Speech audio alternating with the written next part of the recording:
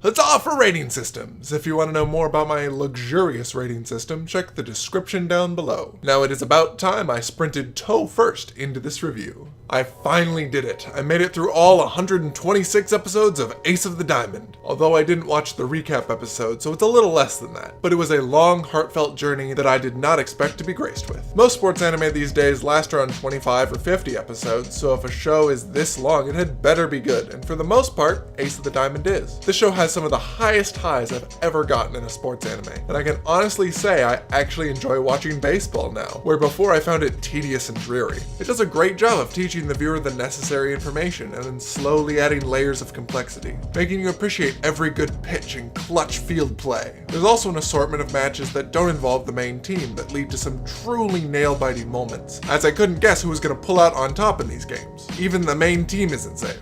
This unpredictability helps to raise the stakes and build tension where other sports shows can feel like they have a predetermined outcome. One of the show's greatest strengths is in how the opposing team feels real, that they are people working together, even though there are some stars.